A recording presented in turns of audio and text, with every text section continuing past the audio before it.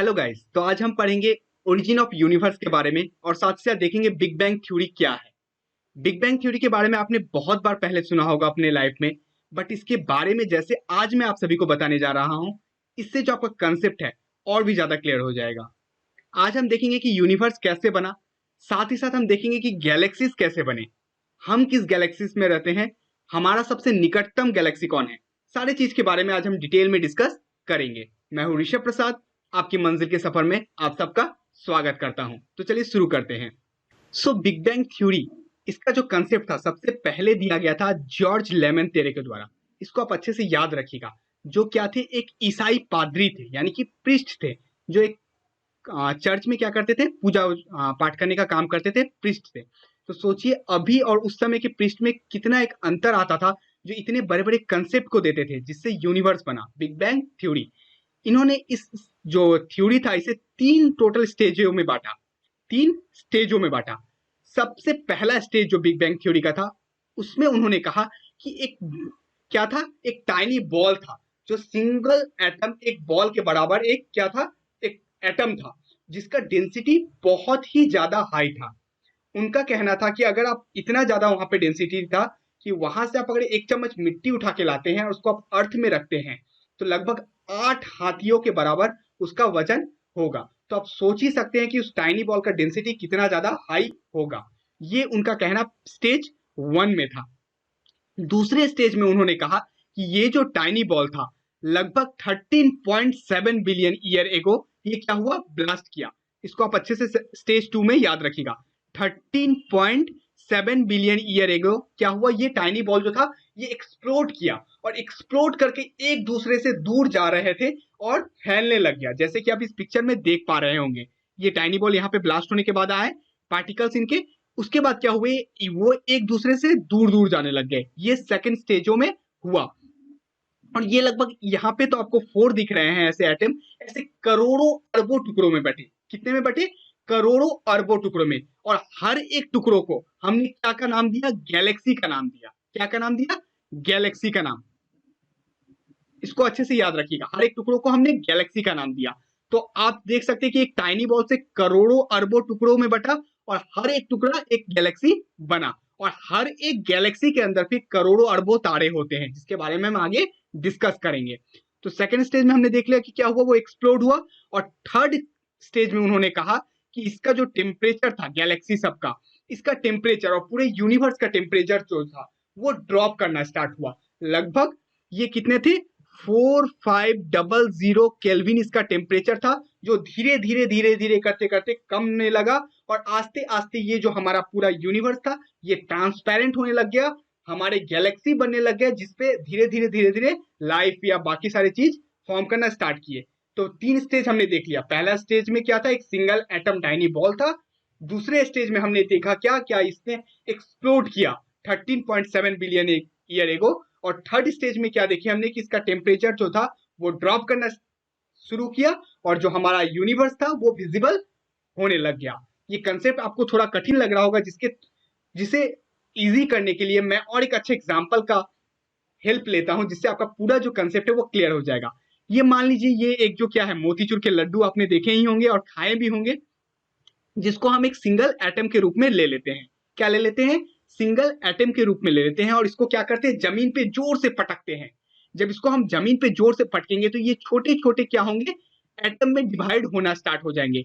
कुछ थोड़े बड़े साइज के होंगे और कुछ थोड़े छोटे साइज के होंगे। ऐसे करके ये हजारों अरबों करोड़ों टुकड़ों में बढ़ जाएंगे। यही था बिग बैंग थ्योरी का सेकंड स्टेज में, जो 13.7 बिलियन ईयर एगो हुआ। उसके बाद ये एक दूसरे से, जो हम छोटे छोटे ये बूंदिया सब देख रहे हैं, ये एक दूसरे से दूर जाने लग गए। क्या होने लग गए, दूर जाने लग गए। और दूर जाते जाते क्या हुआ, थर्ड स्टेज में जब ये आए तो इनका टेम्परेचर क्या होने लग गया, टेम्परेचर जो था ये डाउन होने लग गया, माइनस होने लग गया। जिससे क्या हुआ, ये पूरा हमारा यूनिवर्स जो था वो ट्रांसपेरेंट हो गया, और साथ ही साथ यहाँ पे विजिबल हो गया। और एक एक गैलेक्सी के अंदर क्या होने लग गए, जो लाइफ था वो आस्ते आस्ते यहाँ पे फॉर्म करना स्टार्ट कर दिया। जो हम जिस गैलेक्सी में रहते हैं इसका नाम आपने पहले बहुत बार सुना होगा। अगर किसी पता है किसी को तो वीडियो को पॉज करके वो जरूर रिप्लाई करें। जिसका नाम है मिल्की वे बोलते हैं। इसका नाम आपने बचपन में भी सुना होगा, मिल्की वे जो हमारे गैलेक्सी का नाम है। ठीक है, हमारा जो सबसे निकटतम गैलेक्सी है, ये भी कभी कभी पूछ लिया जाता है, तो उसका नाम है एंड्रोमेडा। जो लड्डू टूटा, बूंदिया टूटा, जो हमारा सबसे नियरेस्ट बूंदिया था, उसका नाम क्या रख दिया हमने? एंड्रोमेडा। ANDROMEDA। एंड्रोमेडा हमारा सबसे नियरेस्ट गैलेक्सी है। और एंड्रोमेडा के बाद अगर कोई नियरेस्ट गैलेक्सी भी कभी कभी पूछ लिया जाता है, तो उसका नाम है, जो एंड्रोमेडा के बाद जो नियरेस्ट हमारा आता है, उसका नाम है NGC 33। ठीक है, तो ये हमारा सेकेंड नियरेस्ट गैलेक्सी बन गया। आस्ते आस्ते गैलेक्सी का टेम्परेचर डिक्रीज करने लग गया, और यहाँ पे क्या बनने लग गया? सूरज का निर्माण होने लग गया। क्या का? सन का। ऐसे हजारों करोड़ों सन आपको मिल जाएंगे एक गैलेक्सी के अंदर। कंसेप्ट को क्लियर रखिएगा, हर एक गैलेक्सी के अंदर, यानी कि हर एक बूंदिया के अंदर आपको क्या मिलने लग जाएंगे? करोड़ों अरबों तारे मिलेंगे। और जो हमारा मिल्की वे का हमारा जो सबसे निकटतम सूरज मतलब स्टार है, वो है सन। समझे ना? तो सन हमारा सबसे निकटतम स्टार है, और ऐसे करोड़ों अरबों तारे जिसे हम अपने आसमान में तारों को देख पाते हैं, वे हमारे मिल्की वे के अंदर ही आते हैं। तो यही था बिग बैंग थ्योरी का कंसेप्ट, जिससे क्या सिंगल एटम जो क्या हुआ? ब्लास्ट हुआ।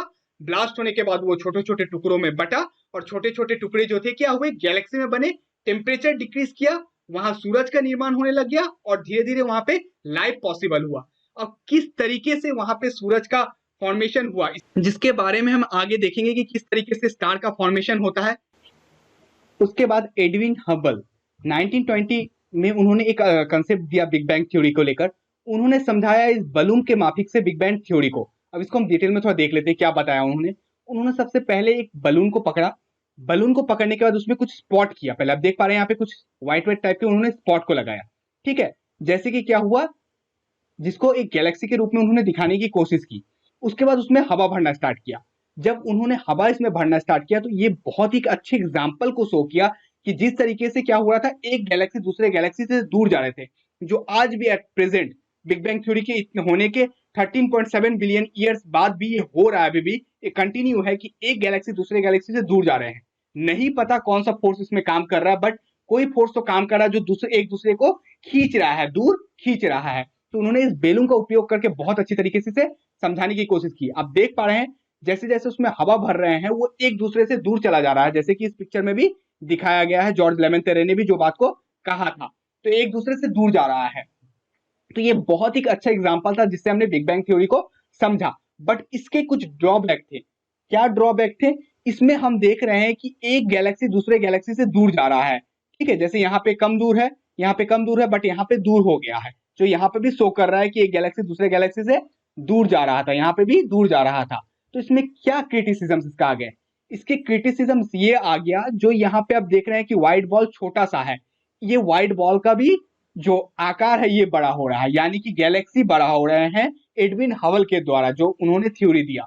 तो ये बात गलत था, क्योंकि कोई भी गैलेक्सी बड़ा नहीं हो रहा है, गैलेक्सी के बीच का गैप बड़ा हो रहा है। यानी कि ये एक गैलेक्सी है, एक गैलेक्सी ये बी है, ये दोनों दूर जा रहे हैं। ऐसा नहीं हो रहा कि ये दोनों बड़े हो रहे हैं, ये दोनों नहीं बड़े हो रहे हैं। बट बलून का थ्योरी से ये हो गया था कि इसमें खुद भी एक गैलेक्सी स्ट्रेच हो रहा था, एक दूसरे से खिंचा के दूर दूर जा रहे थे। इस वजह से ये इसका क्रिटिसिज्म था, जो एडविन हबल ने जो अपना 1920 में कंसेप्ट दिए थे। इसके ड्रॉबैक यही रह गया बिग बैंग थ्योरी को लेकर। तो हमारा जो नेक्स्ट पॉइंट है वो है द स्टार फॉर्मेशन। स्टार कैसे कर बनते हैं? तो जब हमारा गैलेक्सी बना, तो गैलेक्सी के अंदर भी बहुत से गैस थे। जिस गैस का नाम क्या था? हाइड्रोजन या हीलियम, इस तरीके के गैस बहुत सारे थे। हाइड्रोजन, इससे ही पूरा हमारा नेब्यूला। और ये हाइड्रोजन का जो पूरा एक चादर था, एक पूरा गैस का एक चादर था, जिसे हम क्या बोलते थे? नेब्यूला। जो आप ऐसा देख पा रहे होंगे, नेब्यूला, जिसे हम क्या बोलते थे?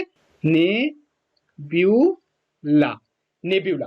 तो इस तरीके से हर एक गैलेक्सी के अंदर ऐसे नेब्यूला बनना स्टार्ट हो गए। एक गैलेक्सी को हमने देख लिया, एक बूंदिया को हमने यहाँ पे देख लिया, एक बूंदिया पकड़ लीजिए। एक बूंदिया के अंदर ऐसे बहुत सारे नेब्यूला थे। ठीक है, तो हमने एक नेब्यूला का, इसमें से एक नेब्यूला को लेते हैं, सिर्फ ये एक नेब्यूला को ले लिए।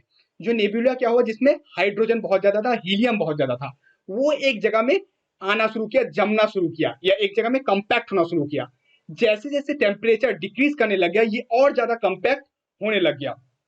और कुछ इसमें रासायनिक कुछ केमिकल रिएक्शन ऐसा कुछ हुआ जिससे क्या हुआ, वो हाइड्रोजन एक जगह मिलकर एक स्टार का फॉर्मेशन कर दिया। जैसे आप ये देख पा रहे हैं, तारे का ऐसे करके फॉर्मेशन कर दिया। हाइड्रोजन जो थे वो कॉम्पैक्ट हुए और कॉम्पैक्ट होके क्या हुए, स्टार का फॉर्मेशन किए। और ये जो प्रोसेस हुआ ये लगभग आपका हुआ 5 to 6 बिलियन ईयर एगो।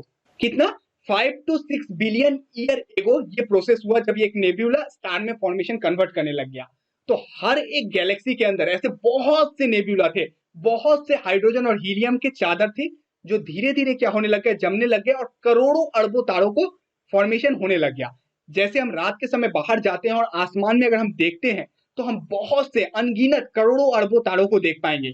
तो अब आपको पता चल गया होगा कि ये तारों कैसे करके फॉर्मेशन हुए होंगे। सिंगल नेबुला फटा, फट के वो छोटे छोटे टुकड़ों में बटा, हर एक छोटा छोटा टुकड़ा गैलेक्सी बना। उस गैलेक्सी के अंदर बहुत से गैस थे, जो गैस तब ठंडा होना स्टार्ट हुए, जमना स्टार्ट हुए। जमते जमते उन्होंने बहुत से क्या हुए, स्टार का फॉर्मेशन कर दिया। हर स्टार के बाद क्या हुआ, हर बहुत सारे स्टार हुए और हर स्टार के आसपास जो गैस थे उससे क्या बनना स्टार्ट हो गया, उससे हमारा सोलर सिस्टम बनना स्टार्ट हुआ। हमारा अर्थ या बाकी हमारे प्लैनेट सब जो भी थे वे बनना स्टार्ट हुए, जिसके बारे में हम अभी देखेंगे। तो स्टार फॉर्मेशन आपका क्लियर हो गया, एकदम पिक्चर के थ्रू हम समझ रहे हैं, कोई भी आपको ज्यादा प्रेशर लेने की जरूरत नहीं है। पूरे इमेज के थ्रू ही हम चैप्टर को समाप्त कर देंगे और आपका कंसेप्ट जो है बिल्कुल क्लियर हो जाएगा। तो देख लिया हमने स्टार फॉर्मेशन को। इसके बाद जो हमारा नेक्स्ट पॉइंट आता है वो आता है कि ओरिजिन ऑफ अर्थ। तो गाइस अभी तक हम लोगों ने देख लिया कि किस तरीके से यूनिवर्स बना। उसके बाद हमने देख लिया कि हमारा जो गैलेक्सी होता है मिल्की वे, वो कैसे बना। गैलेक्सी के अंदर हमने देख लिया कि स्टार फॉर्मेशन, स्टार कैसे करके फॉर्म करते हैं, इसको भी हमने अच्छे से समझा। उसके बाद देखते हैं कि स्टार के बाद कैसे करके हमारे सन के आसपास हमारा जितने भी प्लैनेट्स है वो बने, यानी कि सोलर सिस्टम हमारे कैसे बने। अभी हम इस चीज को डिस्कस अच्छे से करेंगे। हमारे बुक में जो एनसीईआरटी की बुक में है, इसमें पहले अर्थ फॉर्मेशन दिया है कि अर्थ कैसे बना, लेकिन मैं आपको एकदम सीरियल वाइज समझा रहा हूँ कि स्टार के बाद कैसे हमारा सोलर सिस्टम बना। उसके बाद हम देखेंगे कैसे करके हमारा अर्थ बना, देन हमारा मून बना। वो सारे को हम लोग सीरियल वाइज पढ़ेंगे, ठीक है। पहले हम अर्थ को नहीं पढ़ रहे हैं, तो आप कंफ्यूज मत होइएगा। आप इस चीज को अच्छे से समझ लीजिए। मैं कंसेप्ट आपको क्लियर करा रहा हूँ, आप बुक को जस्ट एक बार रीड कर लीजिएगा, ठीक है। उसके जितने इंपॉर्टेंट पॉइंट्स है मैं आपको यहाँ बता दे रहा हूँ। कुछ भी आपको ज्यादा ज्यादा प्रेशर लेने की जरूरत नहीं है। बस एक बार इस चीज को देखिए, देन एक बार रीडिंग करिए, आपका कंसेप्ट बिल्कुल क्लियर हो जाएगा। अगर उसके बाद भी कोई प्रॉब्लम होता है तो आप कमेंट सेक्शन में जरूर कमेंट करें, ठीक है।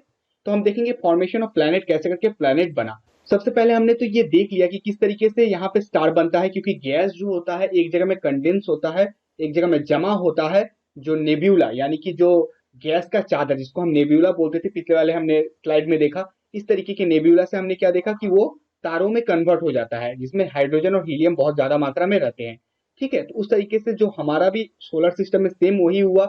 जो हमारा सन था वो एक स्टार के, जो वो क्या है, वो एक स्टार है, वो एक स्टार एकदम हमारे सोलर सिस्टम के बीचों बीच बन गया। और उसके बनने के बाद उसके आसपास बहुत सारे गैस घूम रहे थे। आप देख पा रहे होंगे यहाँ पे सर्कुलर मेसन में बहुत सारे गैस घूम रहे थे, ठीक है। तो वो जो डिस्क शेप गैस जो थे वो घूमते घूमते घूमते घूमते क्या हुए, वो आपस में जो उनका टेम्परेचर जब डिक्रीज होना स्टार्ट हुआ तो जितने भी एटम्स या मॉलिक्यूल्स थे वे एक दूसरे के साथ चिपकने लग गए। क्या करने लग गए? चिपकने लग गए। आप देख पा रहे होंगे यहाँ पे एक पूरा क्लाउड जैसा है, नेब्यूला है। ये नेब्यूला क्या हो रहे हैं, एक दूसरे के साथ चिपक रहे हैं और चिपक चिपक के एक डिस्क शेप का कुछ बनाने लग गए। इसी तरीके से ये डिस्क जो था ये बनते बनते क्या में कन्वर्ट हो गया, ये और ये प्लैनेट में कन्वर्ट होने लग गए। ये जो प्रोसेस था यानी कि क्लाउड का कंडेंस होना और जमना, इसको हम लोग क्या बोलते हैं? इसी को बोलते हैं हम प्लैनेटिज्मल्स बोलते हैं। PLANETESIMAL,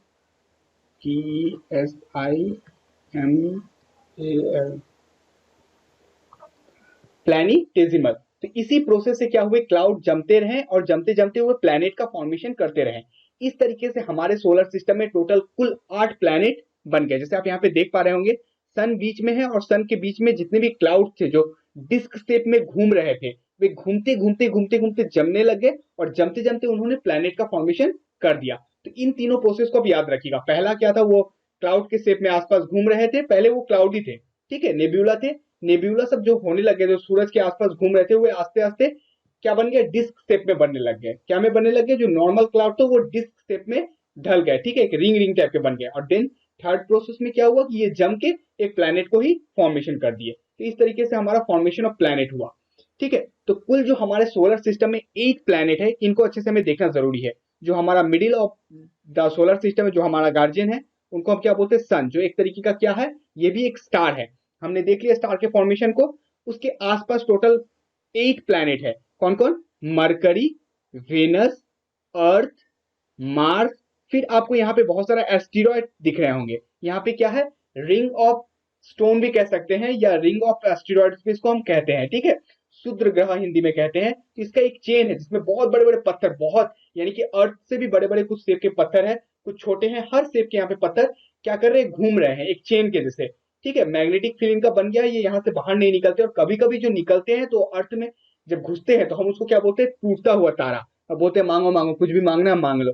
तो ऐसा कुछ रहता नहीं है, वो टूटता हुआ तारा नहीं रहता, बल्कि वो एस्टेरॉयड रहता। छोटे छोटे यहाँ से जो पत्थर निकल जाते हैं मैग्नेटिक फील्ड के कारण, मतलब यानी कि जो सन टान रहा है, हम अर्थ भी टान रहा है, तो इस वजह से वो निकल जाते हैं, और निकल के हमारे अर्थ की तरफ यहाँ से देख, आप ये देख लीजिए, यहाँ से निकल के अर्थ की तरफ आ जाते हैं, और इसको ही हम बोलते हैं टूटता हुआ तारा। मांगो मांगो, जो सपना मांगना है मांग लो। वैसे कुछ पूरा नहीं होता, बट लोगों की विश्वास है, लोग ऐसे करते हैं। ठीक है, तो ये हो गया। उसके बाद आ गया मार्स, और मार्स और जुपिटर के बीच में ही हमको ये एस्टेरॉयड बेल्ट देखने को मिलता है। ठीक है, उसके बाद सैटर्न, यूरेनस, नेपच्यून, ये हमारे टोटल 8 हो गए। पहले प्लूटो भी हुआ करता था, बट 2006 में इसको यहाँ से हटा दिया गया। बोला कि तुम बहुत बहुना प्लेनेट हो, तुम प्लेनेट का जो भी चीज होना चाहिए, मतलब उसका जो बेसिक क्राइटेरिया होना चाहिए, वो उसको फुलफिल नहीं करता था। इस वजह से प्लूटो को वहां से हटा दिया गया, उसको क्या किया, सोलर सिस्टम में रखा नहीं गया 2006 में। तो इसे हमें पढ़ना भी नहीं पड़ेगा, हमारा नया बुक है, तो हम इस 8 प्लैनेट को पढ़ेंगे। मरकरी, वेनस, अर्थ, मार्स, 4 इधर हो गए, बीच में एस्टेरॉयड बेल्ट, उसके बाद जुपिटर, सैटर्न, यूरेनस, नेपच्यून। इसको सीरियल वाइज अपने मन में अच्छे से याद कर लीजिएगा। क्लास 6 में भी आपने याद किया होगा, बट अगर भूल गए हैं तो इसको आपको सीरीज को याद रखना बहुत ज्यादा जरूरी है। तो टोटल हमारे सोलर सिस्टम में हो गए एक सन, 8 प्लैनेट, 63 कुल मून है। कितने हैं टोटल सबको मिला के, जिसके जिसके पास मून है, 63 हमारे पास मून हो गए।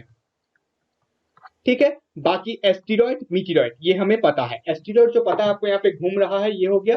और मीटेरॉयड क्या होता है मैं आपको समझा देता हूँ। मीटेरॉयड जो होते हैं छोटे छोटे पत्थर होते हैं। ठीक है, वो जरूरी नहीं कि यहाँ पे हो, वो कहीं कहीं पे ऐसे घूमते रहते हैं। ठीक है, कभी कभी उसको आप देखिएगा कि अर्थ से आप अगर ऊपर की तरफ देखते हैं तो आपको दिखेगा कि ऐसे करके कुछ जा रहा है रॉकेट के जैसा।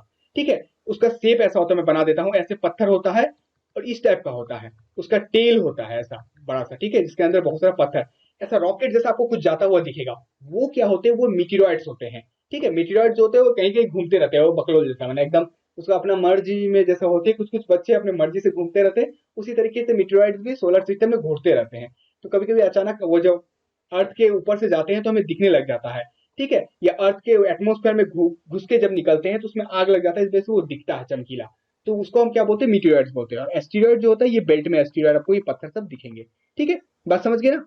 तो ये हो गया आपका 8 प्लैनेट, 63 मून और मीटेरॉइड, एस्टेरॉयड आपको दिखते हैं। हमने देख लिया कि जो प्लैनेट था हमारा, ये कितने दिन पहले बना था, मैंने आपको पहले ही बता दिया, 5 to 6 बिलियन ईयर एगो ये पहले आपका क्या बना था, स्टार बन गया था, जो सन का फॉर्मेशन हुआ। और उसके बाद जितने भी प्लैनेट का फॉर्मेशन हुआ वो कब हुआ, उसके फॉर्मेशन को भी आप देख लीजिए, 4.6 बिलियन ईयर एगो हुआ था। कब हुआ था, 4.6 बिलियन ईयर एगो हुआ। यानी कि पहले स्टार बना, देन आस्ते आस्ते जो मैंने आपको इससे समझाया कि किस तरीके से नेब्यूला जमते गए प्लैनेटिज्मल के थ्रू, वो क्या हुए, प्लैनेट में कन्वर्ट होते चले गए, ये सारे बादल जो थे। और इस तरीके से हमारा सोलर सिस्टम बना। तो 5.6 बिलियन ईयर एगो या 5 to 6 बिलियन ईयर एगो हमारा सन बना, और 4.6 बिलियन ईयर में हमारा क्या बना, ये सोलर सिस्टम बना। अब इसमें से कुछ इंपॉर्टेंट क्वेश्चन पूछे जाते हैं। क्या क्वेश्चन पूछे जाते हैं मैं आपको बताता हूं। यहाँ पे आप देख पा रहे हैं मरकरी, वेनस, अर्थ और मार्स, ये 4। ठीक है, उसके बाद जुपिटर, सैटर्न, यूरेनस और नेपच्यून, 4। इसके बीच में एस्टेरॉयड बेल्ट है। ठीक है, इसको जो ये 4 अंदर वाला है, इसको हम बोलते हैं इनर प्लैनेट। क्या बोलते हैं, इनर प्लैनेट। और ये जो 4 बाहर है, इसको बोलते हैं हम आउटर प्लैनेट। यानी कि एस्टेरॉयड बेल्ट के बाद जो आपको 4 प्लैनेट मिल जाते हैं, वे हो जाते हैं आउटर प्लैनेट। और जो एस्टेरॉयड बेल्ट और सन के बीच में रहते हैं, इन दोनों के बीच में, इसको ध्यान से अच्छे से याद रखिएगा, इन दोनों के बीच में इसको हम बोलते हैं इनर प्लैनेट। ओके, तो इन चारों को याद रखिएगा, माने मरकरी, वेनस, अर्थ, मार्स, ये आपका इनर हो गया, और जुपिटर, सैटर्न, यूरेनस, नेपच्यून, ये आपका आउटर प्लैनेट हो गया। अब इसमें पूछते हैं कि दोनों में डिफरेंस क्या है, ये भी बहुत ज्यादा पूछा जाता है।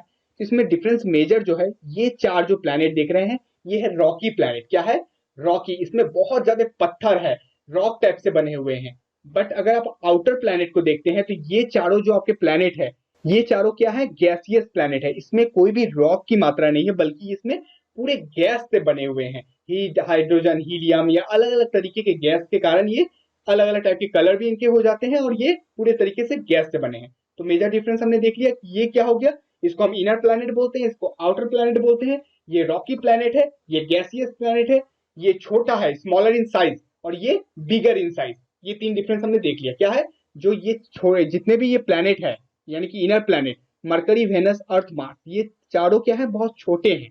But Jupiter, Saturn, Uranus, Neptune, ये चारों बहुत ही ज्यादा बड़े हैं। अब देखिए, इसमें एक चीज पूछा जाता है कि गैसियस क्यों, इनर प्लैनेट गैसियस नहीं है, रॉकी है, बट आउटर प्लैनेट गैसियस क्यों है? तो इसका मेजर कारण ये भी हो सकता है क्योंकि सन यहाँ पे है, बहुत ज्यादा यहाँ पे क्या है, गुरुत्वाकर्षण है, साथ से टेम्परेचर भी बहुत ज्यादा है। तो इनर प्लैनेट में जितने भी गैस थे, ड्यू टू हाई टेम्परेचर और due to high magnetic field, इसका सारे गैसों को यहाँ से टाल लिया गया और बाकी उड़ा दिया गया, या हीट के कारण ये गायब हो गए, जल गए। बात समझे? तो इस कारण से यहाँ पे गैसियस नहीं मिलता है। बट आउटर प्लैनेट जो है वो सन से दूर है, बड़े हैं, बड़े होने के कारण उनका मैग्नेटिक फील्ड बहुत ज्यादा है, इस वजह से वो गैस को पकड़ के रख पा रहे हैं, और टेम्परेचर दूर होने के कारण बहुत कम है, इस वजह से क्या होता है, यहाँ पे गैसियस ये हो जाता है। तो मेजर डिफरेंस को हमने देख लिया, आशा करता हूँ आप अच्छे से समझ गए होंगे। एक बार मैं फिर से बता देता हूँ, जो इनर प्लैनेट होते हैं वे छोटे होते हैं, जो आउटर प्लैनेट होते हैं वे बड़े होते हैं। एक हो गया, इनर प्लैनेट जो है रॉकी है, आउटर प्लैनेट जो है वो गैसियस है। इनर प्लैनेट जो है उसमें गैस नहीं होने का जो कारण क्या है, क्योंकि due to high temperature and high gravitation pull, ठीक है, and they are also very small, छोटे भी हैं। But outer planets are big in size, their gravitation are very high, और क्या हो गया, साथ ही साथ इसमें दूर होने के कारण टेम्परेचर भी लो है, इस वजह से वो गैस को रख लेते हैं। तो ये कुछ मेजर डिफरेंस हमने इनर प्लैनेट और आउटर प्लैनेट के बारे में ध्यान से देख लिया। तो अभी हम देखेंगे कि अर्थ जो इंडिविजुअली वो कैसे बना।